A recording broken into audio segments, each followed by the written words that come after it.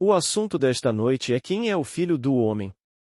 No capítulo 16 do livro de Mateus, a pergunta é feita aos discípulos: quem os homens dizem que o Filho do Homem é? E eles responderam. Alguns dizem: João Batista voltou, outros dizem: Jeremias ou um dos profetas, outros dizem: Elias. E então ele lhes disse: Mas vocês, quem dizem que eu sou? Mateus 16 versículo 13, 15. Então, aqui ele iguala o Filho do Homem com Eu Sou. É o título mais usado a respeito de Jesus nas Escrituras. Nós o encontramos em Ezequiel ao longo de todo o livro, e no capítulo 7 do livro de Daniel, ouvimos alguém semelhante ao Filho do Homem, e ele veio ao ancião de dias e foi apresentado perante ele. E a ele foi dado domínio, e glória, e reino. Daniel 7, 13.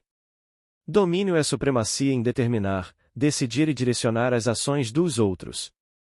É realmente ascendência sobre forças humanas e não humanas, como assegura ser obedecido. Agora, deixe-me dar-lhe uma experiência minha para que você possa provar deste poder que está reservado para você.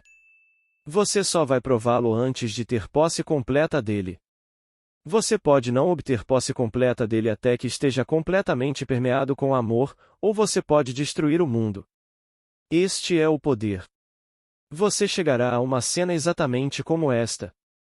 Para lhe dar minha própria experiência, me deparei com uma cena que senti ser de cerca de 200 anos atrás nos estados da Nova Inglaterra do nosso país. De alguma forma, pensei que era uma tarde de domingo, e todos estavam jantando. Minha atenção foi atraída para uma família de 4 pessoas, o pai, a mãe e o que pareciam ser seus 2 filhos na faixa dos 20 anos, digamos, 21 e 22 ou 21 e 23. Enquanto eu os observava, senti dentro de mim que poderia interromper uma atividade que estava sentindo e que, se conseguisse deter essa atividade dentro de mim, tudo ficaria parado. Bem, eu fiz isso. Eu prendi uma atividade dentro de mim, e tudo parou. Um pássaro estava voando, e ele não voou. O garçom estava chegando com o próximo prato, e ela não andou.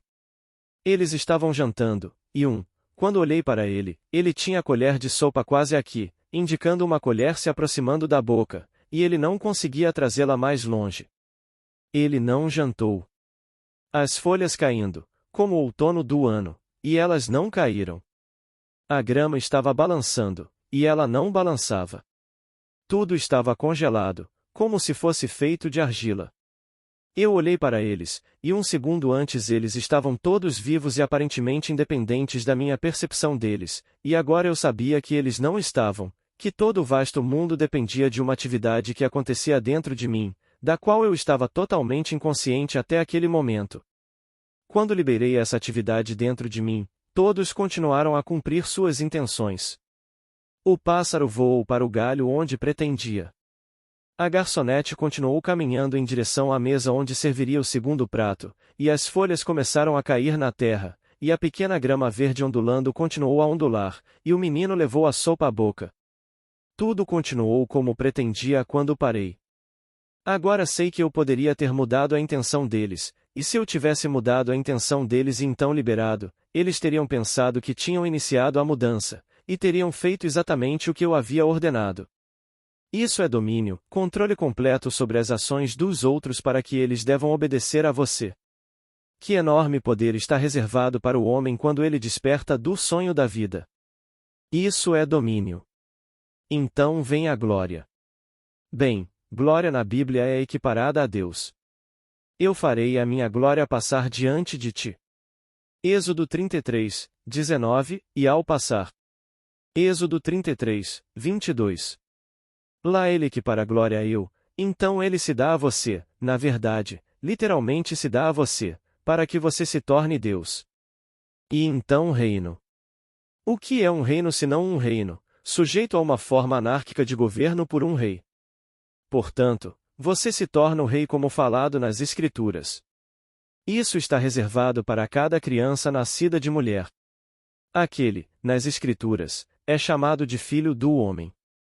Falamos dele nas Escrituras como o Senhor Jesus.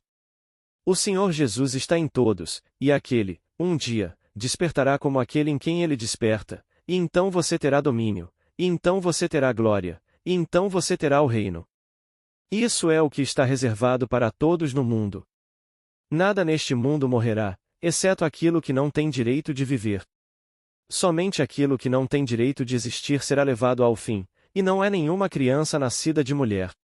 Qualquer criança nascida de mulher tem o direito de viver, o direito de existir, então eu mostro a vocês agora, ou melhor, digo a vocês, o que deve morrer, o que deve ser levado ao fim. Um dia você vai ter essa experiência. De repente, você será confrontado, em visão, com a coisa mais monstruosa que você já viu. É um animal, mas ele fala. Ele fala com uma voz gutural. Você verá um lindo ser angelical, radiantemente lindo, e essa coisa monstruosa coberta de pelos. Na verdade, eu não ofenderia o gorila comparando-o a um gorila, pois um gorila é feito por Deus, mas isso é feito pelo homem. Você confrontará esses a personificação de todas as suas energias mal utilizadas no mundo, cada pensamento desagradável formou. Cada ato violento seu formou, e ele próspera na violência. Enquanto eu olhava para ele, não percebi no momento que eu o havia criado, e ele chamou esse adorável ser angelical de mãe, e eu o bati, e ele se regozijou. Ele adorava ser atingido. E eu o repreendi, e ele cresceu e se fortaleceu através da minha violência. E enquanto eu olhava para ele, algo dentro de mim sabia que eu era o pai dele. Eu o trouxe à existência pela minha própria violência, meu próprio uso indevido de energia, enquanto eu trouxe esse ser glorioso à existência pelo meu uso amoroso da mesma energia. Enquanto eu olhava para ele, prometi a mim mesmo que se isso me levasse uma eternidade, eu o redimiria. Eu não tinha ninguém a quem pudesse recorrer como testemunha da minha promessa. Prometi a mim mesmo redimi-la mesmo que isso me levasse uma eternidade. Naquele exato momento da minha promessa, que eu queria dizer sem sombra de dúvida, a coisa toda derreteu diante dos meus olhos, e toda a energia que entrou nela retornou para mim. Nenhuma gota foi perdida. Tudo voltou para mim, aquele que usou mal essa energia e formou essa coisa monstruosa a partir da minha energia mal usada. E essa outra brilhou como o sol. Ela simplesmente personificou meu uso amoroso da mesma energia. Então, a única coisa que morre é aquela que não tem direito de viver. A única coisa que chega ao fim, deixa de existir, é aquela que não tem direito de existir. E é simplesmente feita de energia, então a energia não é perdida, mas retorna para você que criou aquela coisa monstruosa. E embora invisível aos seus olhos mortais, inaudível aos ouvidos mortais, ela sussurra em seu ouvido um momento no tempo para ser violento, para ser cruel, para ser desagradável, pois ela pode se alimentar apenas de violência. Ela se alimenta apenas de hipocrisia, de todas as coisas desagradáveis do mundo. Então, você tem um companheiro constante incitando você a cometer algum ato desagradável, a entreter pensamentos desagradáveis, para que ele possa ser alimentado. Então, quando você o confrontar, você se comprometerá, sem que ninguém mais lhe diga, que você saberá como ele surgiu, e você saberá o que deve fazer, e você o fará. E você significará cada palavra que disser a si mesmo. Eu te redimirei, mesmo que leve uma eternidade. E leva apenas alguns momentos, e toda a coisa monstruosa derrete diante dos seus olhos, não deixando nenhum traço de ter estado presente, quando toda essa energia retorna a você, e você nunca se sentiu tão forte em sua vida. Esse é o ser retornando ao Filho do Homem, que agora tem domínio, glória e reino. Então, nos é dito: assim como o Pai tem vida em si mesmo, também concedeu ao Filho ter vida em si mesmo. João 5, 26. Você é esse Filho. Antes de sairmos do Pai, éramos parte do ser eterno chamado Deus Pai, assim como um broto ou um esporão ou um pequeno enxerto se torna parte da árvore e tira sua nutrição da árvore. Quando é destacado e então enxertado em algum bom estoque sólido, como você e eu fomos enxertados no estoque chamado humanidade, e então nós, o enxerto, nos tornamos um pai por direito próprio. Então, quando o enxerto pega e começamos a crescer e produzir frutos, só podemos produzir o fruto da árvore da qual fomos tirados, e fomos tirados da árvore de Deus, a árvore eterna da vida. Então, enxertados nesses corpos como somos, nós penetramos esses corpos e anexamos os cérebros desses corpos, e o enxerto pegou, e então como pegou, porque o Pai tem vida em si mesmo, aquele esporo, aquele enxerto chamado seu filho, agora tem vida em si mesmo e se torna, por direito próprio, um Pai, um com o Pai eterno. E esse é o nosso destino. Tudo o que foi dito sobre esse personagem nas Escrituras chamado Jesus Cristo você vai experimentar, e será dito sobre você. Não fique envergonhado. Essa é a peça. Esse é o plano de todo o mistério do ser. Você está destinado a despertar como Deus Pai. Então, no final, só existe Deus. Pois saímos do Pai, e nos tornamos um com a humanidade, e quando o voto acontece e começamos a dar frutos do nosso Pai, retornamos ao único Pai, e somos reincorporados ao único Ser, e só existe um corpo e um Espírito, um Senhor e Pai de todos. Efésios 4 versículo 1, 4, e você será esse único corpo e Espírito e Senhor e Pai de todos, e ainda assim eu o conhecerei. Você não perderá sua identidade. Eu o conhecerei como o ser que conheço agora como meu amigo, e ainda assim eu o conhecerei como Deus. Você está destinado a despertar como Deus. É um choque para o mundo ouvir isso. Parece blasfêmia, então eles o acusaram de blasfêmia. Ele disse: Por quê? Eles disseram: Porque tu, sendo homem, te fazes Deus. Ele disse: Não está escrito na vossa Escritura, e eu digo que sois deuses, todos vós, filhos do Altíssimo? Por quê, então, me acusais de blasfêmia? Porque eu digo, sou filho de Deus. João 10 versículo 33, 36. Ele disse que isso estava nas Escrituras deles, e as Escrituras não podem ser quebradas. O homem foi treinado para acreditar que ele é um pequeno verme, que ele é um pequeno pária que não é bom, e que, para a maioria das pessoas no mundo hoje, a morte acaba com tudo, porque mais da metade das pessoas no mundo estão sob um regime ateu. Eles serão muito mais do que a metade das pessoas no mundo, e eles alegam que a morte acaba com tudo. E a outra metade alega que a morte não acaba com tudo, mas eles ainda pensam em si mesmos como vermes. Qualquer um que faça a afirmação ousada de que está destinado a despertar como Deus soa como blasfêmia. Mas eu lhe digo que você despertará como Deus. E você saberá que é Deus. Recebi uma carta hoje de um amigo meu em Los Angeles.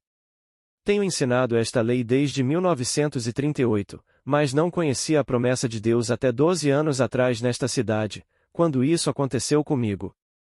Daí em diante, todas as minhas palestras foram, eu diria, voltadas para a promessa.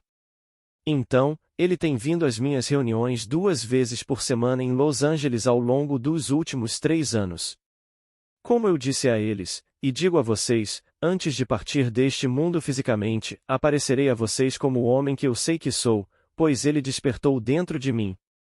Mas ele me disse nesta carta que recebi hoje. Na última terça-feira de manhã, bem cedo, tive uma visão, e uma mulher me disse: Neville ressuscitou.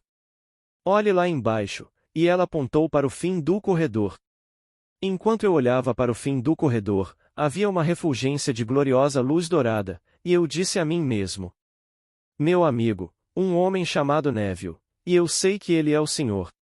Eu sei que como amigo dele eu sempre poderia ir à sua casa inesperadamente, sem ser convidado, e ser bem-vindo, e ainda assim neste momento eu não fui convidado especificamente para vir, mas ele me disse, e eu me lembro vividamente, que ele se mostrará a mim antes de partir.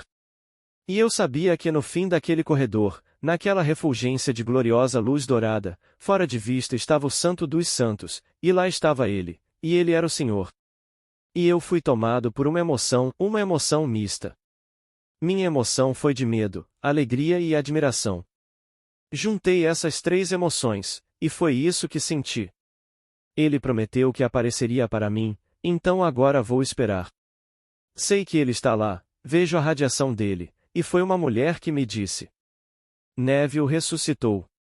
Olhe. E ela apontou para o fim do corredor, e lá você o verá. Estou apenas lhe contando o que sei. Não apenas este, mas centenas devem testemunhar antes que eu tire esta vestimenta pela última vez neste mundo. Pois nesta cidade, há 12 anos, acordei do sonho da vida. Acordei para me encontrar enterrado em meu próprio crânio, como todos estão, mas ele não sabe disso. E eu saí daquele túmulo, daquele sepulcro, o único sepulcro em que Jesus já foi enterrado, e Jesus é o próprio Senhor. O Senhor realmente se tornou como nós somos, literalmente, para que possamos ser como Ele é. Então, quando fomos desapegados do ser infinito chamado Pai e começamos uma jornada de tribulação, foi para um propósito divino. Mas nós, pelo desapego, dependendo de nosso Pai para nosso próprio sustento, nosso próprio suprimento, agora nos tornaremos um ser tendo vida em si mesmo. Assim como o Pai tem vida em si mesmo, também concedeu ao Filho ter vida em si mesmo. João 5, 26. A única maneira de fazer isso era destacar seu esporo, destacar o enxerto e implantá-lo neste estoque robusto chamado humanidade, e então ele produz, não humanidade, ele produz aquilo de que foi tirado, assim como você faz com uma árvore. Você pega um broto que pode se propagar, e o enxerta em um estoque robusto, e quando ele se firma, ele não produz o fruto daquela árvore na qual foi enxertado, ele produz o fruto de si mesmo, e ele produz o que é. Então, somos filhos de Deus produzindo todo o fruto de Deus. Então temos vida em nós mesmos. Então, eu digo a todos nesta sala, assim como a todos no mundo, não me importa o que vocês ouviram no passado, este é o maior de todos os mistérios, que é a fé cristã. Estou lhes contando o que sei por experiência. Eu experimentei a fé cristã. Não estou especulando. Não estou teorizando. É verdade do começo ao fim, mas não como é ensinado no mundo. É ensinado no mundo como história secular, mas não é história secular, é história de salvação. A coisa toda é baseada no plano de Deus de salvar seus próprios filhos que Ele tirou de seu próprio corpo e transplantou e enxertou no estoque chamado humanidade. Então, o Filho do Homem, o nome dado ao Senhor Jesus, o nome que ele mais usou sobre si mesmo, é dito de todos os que estão sentados aqui, independentemente do seu sexo. Quando você diz, eu sou, é ele. Quando você diz, e vocês, quem dizem que eu sou? Você está discutindo o Filho do Homem.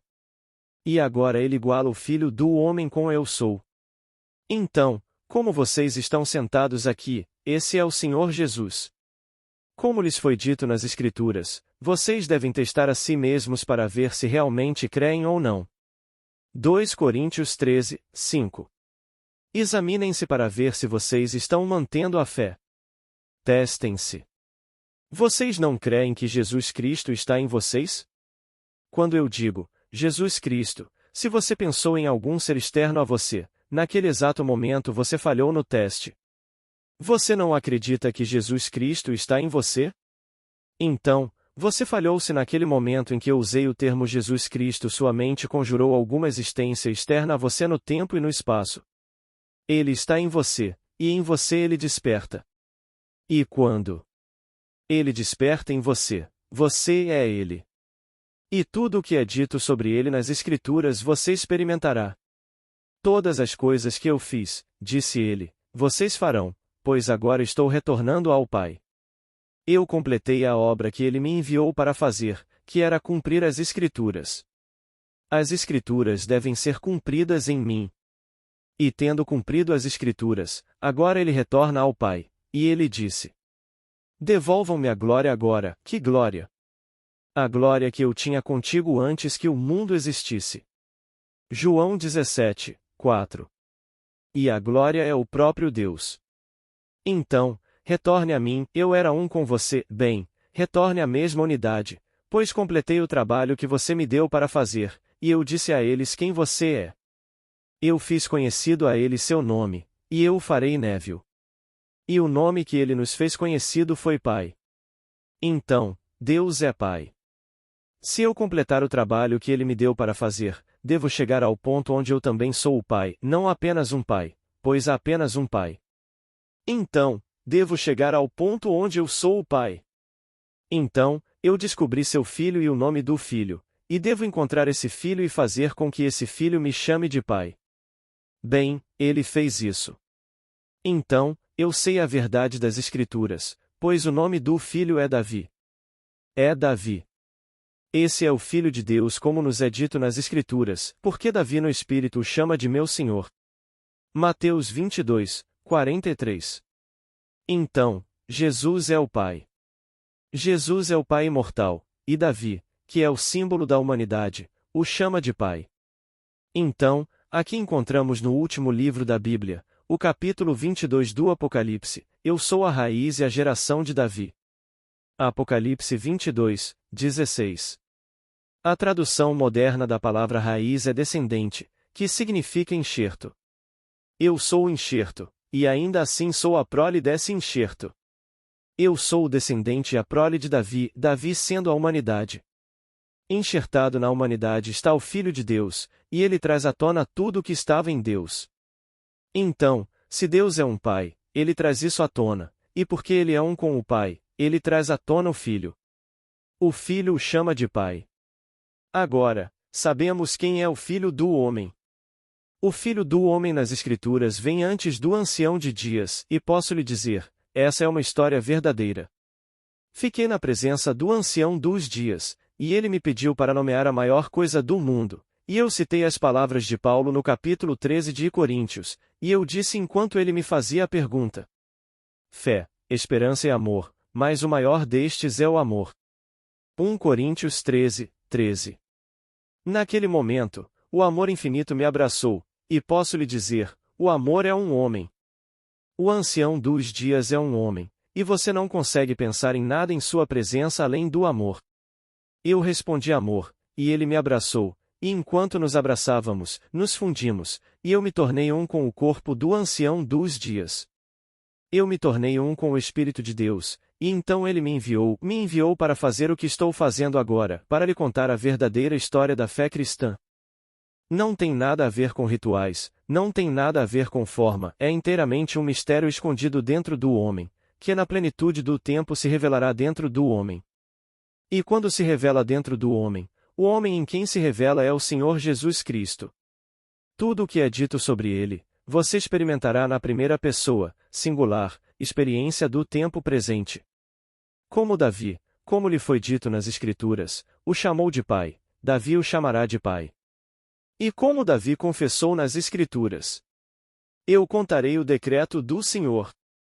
Ele me disse: tu és meu filho, eu hoje te gerei. Salmo 2, 7. Bem, você saberá quando vir que ele é seu filho, e naquele dia em que o vir, como seu filho é naquele dia em que você tiver terminado o drama. Todas as tribulações da humanidade pelas quais você passou, e tendo passado por todas elas, no finalzinho ele está diante de você e o chama de pai. Agora, nos é dito, eles lhe perguntaram: quando será a hora? Quando isso vai acontecer? Você pode ler isso no capítulo 13 de Marcos versículo 4, e no capítulo 24 do livro de Mateus versículo 13. E ele me disse, como disse ao mundo: assim como o relâmpago sai do Oriente e se mostra até o Ocidente, assim será também a vinda do Filho do Homem. Marcos 13, 27. O que isso significa?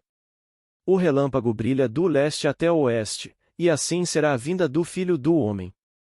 Ele vem apenas para cumprir as Escrituras. Bem, a única escritura que ele poderia cumprir seria o Antigo Testamento. Não havia Novo Testamento. Agora, onde isso está no Antigo Testamento? Onde essa divisão do véu é mencionada no Novo Testamento, onde está no Antigo Testamento? Onde a serpente é mencionada no Novo Testamento que está no Antigo? Ele disse: assim como Moisés levantou a serpente no deserto, assim importa que o Filho do Homem seja levantado. Mateus 3, 14. E ele disse: eu sou o Filho do Homem. Agora, onde encontramos isso? Voltemo-nos agora para o livro chamado Jeová Lembra-se, é chamado por nós de Zacarias, pois a palavra Zacarias significa simplesmente Jeová Lembra-se. O último capítulo. Naquele dia, ele estará no Monte das Oliveiras. E o monte será dividido em dois, de leste a oeste, por um vale muito largo, e metade recuará para o norte, e a outra metade recuará para o sul, e então água viva fluirá de Jerusalém. E naquele dia o Senhor será rei sobre toda a terra, e o Senhor será um, e seu nome um. Zacarias 14 versículo 4, 8, 9. Agora, quando você lê isso, a menos que você tenha passado pela experiência, você se pergunta: o que diabos isso significa? Bem, ele está lhe dizendo exatamente o que isso significa. O drama acontece dentro do homem, não em algum lugar chamado Monte das Oliveiras no Oriente Próximo. Todo o drama acontece aqui mesmo no homem. E como o relâmpago, ele virá tão inesperadamente quanto o raio, e ele o dividirá em dois de cima a baixo. Ele chama isso de leste e oeste, do topo da sua cabeça até a base da sua espinha. E eles se separarão deixando um amplo vale entre as duas metades do seu corpo, e na base da sua espinha você verá uma luz viva, pulsante e vívida. É líquida.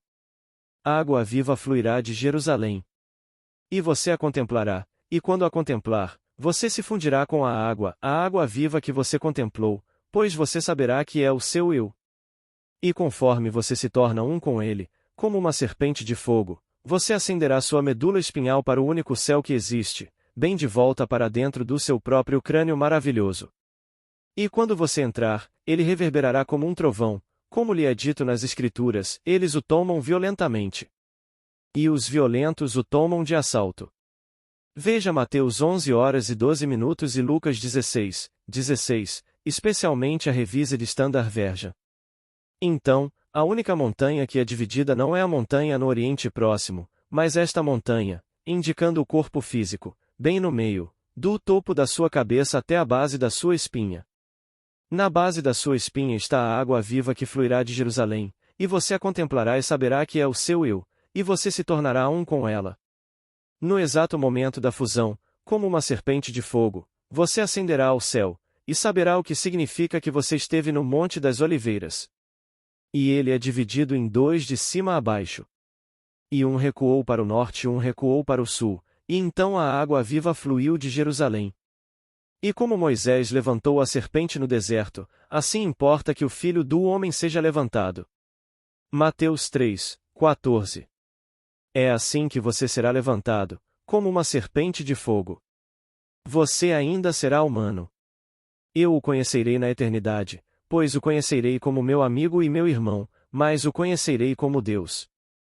Eu o conhecerei como o Senhor todos no mundo, pois nada na eternidade morrerá, exceto aquilo que não tem o direito de viver, e isso é simplesmente a personificação de suas energias mal gastas, todos os seus ódios, todos os seus pensamentos desagradáveis, ações desagradáveis, tudo chicoteado na criação de um monstro.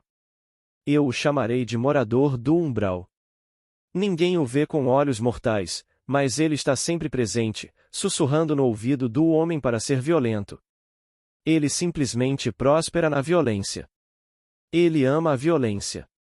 Ele ama o engano, tudo o que é desagradável no mundo, e só pode se alimentar de pensamentos desagradáveis, quando o outro se alimenta apenas de pensamentos amorosos. Alimente-a com amor. Então, toda vez que você faz algo amorosamente, você a alimenta, e ela brilha. E quando você faz algo desagradável, ele é alimentado, e ele se regozija com tudo isso. E o dia chegará, ele a deixará sozinha para sempre. Ela é feita da substância de Deus, que é amor. E aqui estava a personificação do ódio e da violência, e você o dissolverá sem pensar por um momento que ele irá se dissolver. Quando fiz a promessa, não tinha ideia de que funcionaria assim.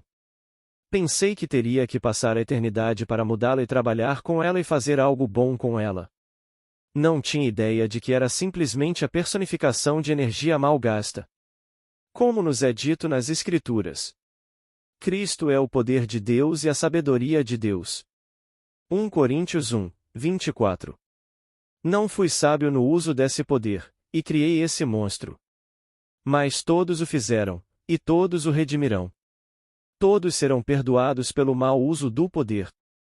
Então, você não vai para nenhum chamado lago de fogo, como tantos evangelistas falam e nossos ministros e padres dos púlpitos falam. Não existe inferno. Você está nele agora mesmo. Isto é o inferno agora. O sofrimento de homens e mulheres em nossos hospitais esta noite, o sofrimento daqueles que precisam procurar comida, sem saber de onde virá a próxima refeição. Aqueles que enfrentam a possível desapropriação e não sabem para onde se virar, tudo isso não é o inferno. Mas nossos padres não estão satisfeitos nem com isso, eles tentam fazer um inferno ainda mais horrível do que isso. Isso é o inferno. Nossos garotos no Vietnã, isso é o inferno. Aqueles que voltam sem braços, sem pés, isso não é o inferno? Pelo resto de seus dias terrestres, esses jovens na faixa dos 20 anos vão passar a vida, muitos deles, com todos os braços e pés faltando, e eles são casos perdidos pelo resto de seus dias, apenas vegetando. Não há inferno maior. É aqui mesmo neste mundo. Este é o mundo da morte onde tudo aparece neste mundo, simplesmente cresce, diminui e então desaparece. E a única saída é sair deste mundo, não para torná-lo um mundo melhor. Quando falam sobre tornar este um mundo melhor e reunir todas as nossas energias para torná-lo algo maravilhoso, não. Esta é uma escola de escuridão educativa, e você não transforma uma escola em um lar. É uma fuga deste mundo, e Deus planejou a fuga para seus filhos. Ele construiu essa ponte de fuga, e essa ponte de fuga é a história de Jesus Cristo. Não há outra saída. Eu sou o caminho. João 14, 6. Eu sou o caminho verdadeiro e vivo. Para o quê? Para o Pai. Todos nós voltamos para o Pai. Saímos do Pai e viemos ao mundo. Novamente, estamos deixando este mundo, e voltamos para o Pai, mas não até que o trabalho esteja feito. Então, viemos aqui para cumprir um certo trabalho, e quando o trabalho é concluído, então somos ressuscitados, e retornamos ao Pai, tendo cumprido o que Ele nos deu para fazer. Então, o Filho do Homem nas Escrituras, que é trazido à presença do Ancião dos Dias, está sentado aqui mesmo nesta audiência em vestes masculinas e femininas. E o dia chegará, vocês estarão conscientemente na presença do Ancião dos Dias, e vocês responderão como eu fiz, como se tivessem sido divinamente incitados. Você não precisa se preocupar com o que vai dizer. Naquele dia você saberá o que dizer. Você diz automaticamente. Você não cometerá erros. Não se preocupe. Ninguém cometerá erros na presença do amor infinito, pois você não pode pensar em nada, mas, na presença do amor, você não pode pensar em nada. Então, quando ele lhe pergunta a maior coisa do mundo, você responde automaticamente, como se tivesse sido divinamente incitado. E então ele o abraça. Nesse abraço, você se funde com o Ancião dos Dias. Então, você deve aprender a discriminar entre Cristo em nós e nós em Cristo. Cristo em nós é simplesmente, eu diria, prova de sermos filhos de Deus, pois Cristo em nós, Cristo sendo Filho em nós, somos filhos de Deus. Nós em Cristo somos incorporados ao corpo do Ancião dos Dias. Essa é a grande transição. Então, o Filho desperta, e ele é abraçado pelo Ancião dos Dias incorporado ao corpo do Ancião dos Dias, amor infinito. E então você é enviado. Então, ser chamado é ser enviado, e então você conta a história. Você a conta por experiência. Você não teoriza, você não especula, você a conta como você a vivenciou. E tendo vivenciado, você não pode mudá-la. Você não a modifica para agradar os outros. Se eles não estiverem satisfeitos, você não está preocupado. Você só pode contar o que aconteceu com você, e você segue em frente e conta. Como dito nas Escrituras, eles relataram sua própria experiência. Quando eles voltaram, eles simplesmente contaram o que aconteceu. Para quem? Para si mesmos. Eles relataram sua própria experiência, e essa é a nossa Escritura. Estamos apenas contando o drama como o vivenciamos. E então eles voltaram para as Escrituras antigas e viram a confirmação da experiência. Eles encontraram lá, mas encontrando-a lá, ela foi prenunciada. Todo o Antigo Testamento é uma prenunciação. É um prenúncio de uma forma não totalmente conclusiva ou imediatamente evidente, mas lá está, prenunciando a história de estar no Monte das Oliveiras, e então um raio o divide em dois de leste a oeste, e um lado se moveu para o norte, o outro lado se moveu para o sul. Quem teria pensado por um momento que isso iria acontecer no homem e que ele é o grande Monte das Oliveiras? E o ser está em você. E esse Filho de Deus, que é o Filho do homem, é você. E ele se torna a serpente de fogo, e sobe para o céu. Depois que isso acontece, você diz que sempre esteve lá, mas eu não tinha olhos para ver, meus olhos não estavam abertos. Ele ainda não tinha aberto os ouvidos que eu podia ouvir. Ele ainda não tinha aberto os olhos que eu podia ver. Então, se isso parece algo diferente do que você veio ouvir, deixe-me repetir novamente. O que quer que seja mais profundamente espiritual é, na realidade, mais diretamente prático. Você encontrará coisas chegando ao seu mundo das quais você não tem consciência no momento, elas virão porque seu pai conhece sua necessidade muito melhor do que sua mente racional consciente, e elas virão. Sem nenhum esforço de sua parte, elas virão. Apenas cuide dos negócios de seu pai e ponham toda a vossa esperança na glória, na graça que vos foi dada na revelação de Jesus Cristo. 1 Pedro 1, 13. E quando ele vem, ele se revela em você, como você, e então você sabe quem é Jesus Cristo. Você nunca o conhecerá se você o procurar como vindo de fora, e todo o vasto mundo está procurando que ele venha de fora. Ele não pode vir de fora porque ele está enterrado, e enterrado no Santo Sepulcro. E o Santo Sepulcro é o crânio do homem. Até que ele venha, ele permanece enterrado no túmulo, o túmulo do crânio humano. E quando ele acorda como você no túmulo.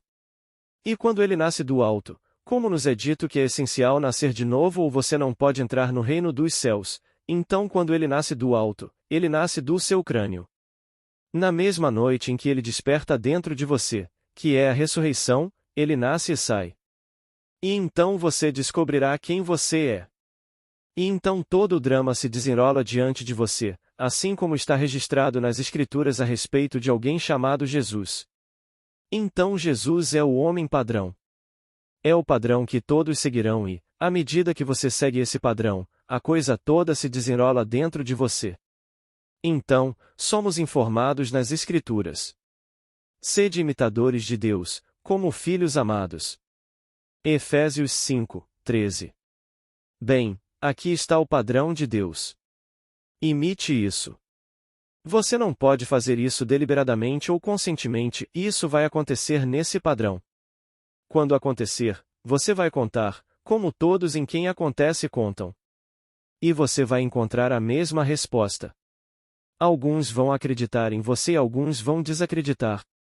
Não faça nenhum esforço para forçar aqueles que não acreditam em você a acreditar em você. Tentar suprimir opiniões que você não compartilha, você vai achar muito menos lucrativo do que tolerá-las. Então, eles não acreditam em você, então não tente persuadi-los. Você simplesmente os deixa. Você não compartilha a descrença deles, pois você teve a experiência, então você os deixa exatamente como eles são. E não tente suprimir essa descrença, como o mundo faz. Hoje, estamos tentando suprimir a um custo fantástico, opiniões de outros governos, que não compartilhamos, e eles estão gastando bilhões para suprimir nossas empresas livres. Eles não podem suprimir isso com todos os seus bilhões, e nós não podemos suprimir os deles. Então, é muito mais sensato tolerar isso do que tentar suprimir, assim como é muito mais sensato para mim, em qualquer oposição à minha experiência, simplesmente tolerar isso, e não tentar suprimir isso. Deixe-os em paz. Eventualmente, todos que agora se opõem a isso serão levados a experimentar isso, e quando um homem experimenta isso, então ele não pode negar a experiência. Então, tendo a evidência como algo que ele mesmo experimentou, todos os argumentos cessam. Então o Filho do Homem da Escritura está em você como seu próprio maravilhoso eu sou, sua própria imaginação humana maravilhosa é o Cristo, o Senhor Jesus Cristo da Escritura, e o Senhor Jesus é Deus, o Pai. E seu Cristo é a humanidade personificada como o único ser chamado Davi. Davi o chamará, um dia, de Pai, e você saberá que é seu Pai. E Davi representa apenas a humanidade, aquele estoque robusto no qual os filhos de Deus foram enxertados. Agora, vamos entrar no silêncio. Perguntas do público. Pergunta: eu entendi que você disse que não deveríamos nos concentrar em tentar melhorar o mundo? Resposta: eu não disse isso. Eu disse que esta é uma sala de aula de escuridão educativa, e você não transforma uma sala de aula em um lar. Ela continua sendo uma escola cheia de problemas a serem resolvidos. Vamos resolver o problema, mas você ainda não vai transformar a escola em um lar. Ela continua sendo uma escola para todos que estão entrando para enfrentar os problemas, se não problemas semelhantes, mais problemas. Então, faça qualquer esforço que quiser, mas você não entrará no céu por causa de qualquer presente que você fizer à sociedade ou quaisquer mudanças que pareça trazer ao mundo. Você só pode entrar no céu renascendo, porque se não nascer de novo, não pode entrar no reino de Deus. João 3 versículo 3. Não importa o que você faça neste mundo, você tem que nascer de novo, pois carne e sangue não podem entrar no reino dos céus, como nos é dito no 3º capítulo do Evangelho de João. Aqui estava um membro do Sinédrio e ele não sabia disso. Ele disse: você é mestre de Israel e não sabe? João 3, 10. A menos que você nasça do alto, você não pode entrar no reino dos céus. Ele não sabia disso. Ele pensou que fazendo coisas boas no mundo e dando uma quantia fabulosa de dinheiro para alguma fundação e dando seu nome a algum hospital, isso lhe renderia algum pequeno nicho. Não, você não está em nenhum outro pequeno nicho. Você ainda é carne e sangue. Ele disse: você não pode herdar o reino de Deus. O que é carne permanece carne, e o que é espírito. Veja João 3 versículo 6. E se eu entrasse naquele espírito, deveria ser espírito, e isso sai do crânio do homem, não do ventre da mulher. Essas vestes indicando o corpo nascem do ventre da mulher. O segundo nascimento é do crânio, um nascimento literal do crânio.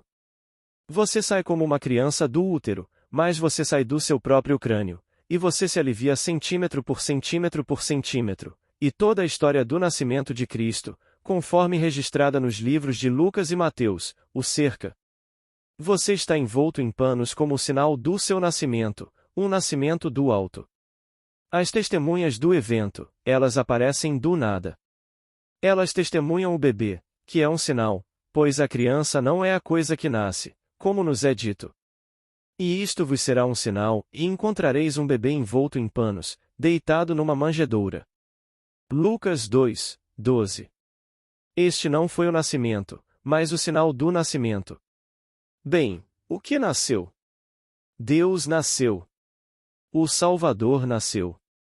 E o homem entendeu completamente mal todo o mistério da história. Quando você nasce do alto, ninguém vai te ver com os olhos mortais, mas eles verão o sinal do seu nascimento, o bebê envolto em faixas. Pergunta: Neville, você pode explicar o que quer dizer com o reino dos céus? Resposta: o reino dos céus?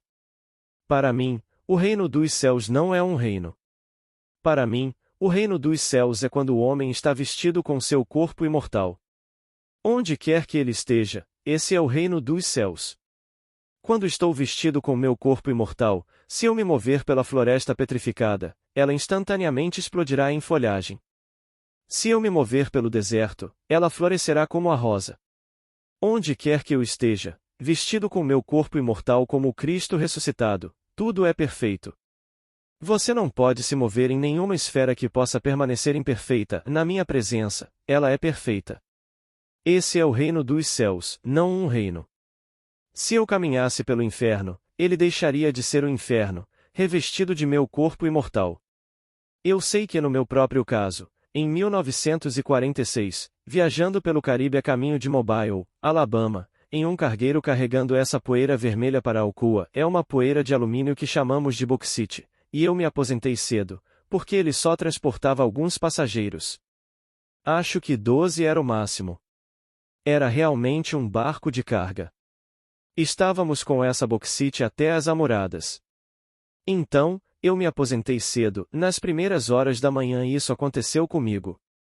Eu ouvi esse coro celestial cantando, e ele está dizendo, Neville ressuscitou, e eu me senti torcido para fora do meu crânio como um saca-rolhas, e aqui estou eu vestido com uma vestimenta de luz, luz viva, e me senti um conquistador em um conflito com a morte. Aqui estou eu, completamente vestido com algo totalmente diferente. Bem, eu era luz para mim mesmo. Eu não precisava do sol, das estrelas, da lua ou de qualquer coisa para iluminar meu mundo. Era luz o suficiente. E então eu vi esse enorme mar de imperfeições humanas, e eu estava me movendo na direção dele. Eu não andei, eu simplesmente deslizei sobre a superfície da terra. Bem, quando cheguei a essa multidão enorme, pés estavam faltando, mãos estavam faltando, membros estavam faltando, eles estavam simplesmente paralisados, coxos, cegos, murchos. Ninguém me pediu para ajudar. Eu não fiz o que fiz por compaixão. Eu simplesmente deslizei, e todos foram aperfeiçoados enquanto eu deslizava. Olhos do nada reapareceram nas órbitas vazias. Braços do nada se encaixaram nas axilas vazias, e aqueles que estavam aleijados deixaram de ser aleijados. Tudo foi aperfeiçoado enquanto eu deslizava. E o coro me acompanhou cantando, Neville ressuscitou. Quando cheguei ao final e tudo isso foi aperfeiçoado, o coro exultou, está consumado. Então eu me senti cristalizar de volta nesta pequena vestimenta, que estava adormecida na cama no camarote. Então, eu sei por experiência que o céu não é um reino, mas é o corpo do Cristo ressuscitado em você. Quando você acorda e é ressuscitado, você está vestido com uma vestimenta totalmente diferente, e essa vestimenta é perfeita, e nada pode permanecer imperfeito em sua presença. Então, você não precisa de um reino chamado céu. Você não precisa de nada, apenas do seu corpo. E onde quer que você vá, se você caminhar neste exato momento na floresta petrificada, essas árvores que estão mortas há muito tempo e transformadas em pedra explodirão em folhagem, porque você é um Deus dos vivos. Eu sou a ressurreição e a vida. João 11, 25. Nada pode permanecer imperfeito na presença do Senhor ressuscitado. Então, esse é o meu conceito do reino dos céus. Eu te encontrarei, e eu encontrarei todos que eu conheço, e eu te conhecerei, porque não há mudança de identidade. Eu te conhecerei como meu amigo e meu irmão na eternidade, mas eu te conhecerei como Deus. Todos estão destinados a ser Deus. Nós saímos do Pai, e todas as coisas produzem conforme sua espécie. Quando eu fui separado do Pai e enxertado no estoque chamado humanidade, eu produzo Deus, assim como você pega um enxerto e o coloca em um estoque de raiz, ele não produz a natureza do estoque no qual é enxertado, ele produz sua própria natureza. Você nunca viu isso ser feito? Flores, minha mãe costumava amá-las. Ela tinha um jardim maravilhoso, especialmente rosas. Ela pegava uma rosa e a enxertava em um tronco bom e firme. Quando dava frutos, ela carregava a natureza do enxerto, ela não carregava a natureza do tronco no qual foi enxertada. Então, por que saímos de Deus? Isso é um enxerto. Esse é o Filho de Deus. É um rebento, e você o enxerta. E quando você dá frutos, você dá o fruto de Deus, e Deus sendo Pai, ele tem que ter um filho, então quando você dá o fruto, você vai dar o mesmo filho. Mesmo questionador. Bem, por que a morte é necessária? Resposta. Por que a morte é necessária? Você já leu o Salmo 82? Deus tomou seu lugar no conselho divino, no meio dos deuses ele realiza julgamento. E agora Deus fala. A palavra Elohim é uma palavra plural, traduzida tanto no singular quanto no plural em um salmo. Então, quando dizemos, Deus tomou seu lugar, essa palavra é Elohim, essa palavra é plural.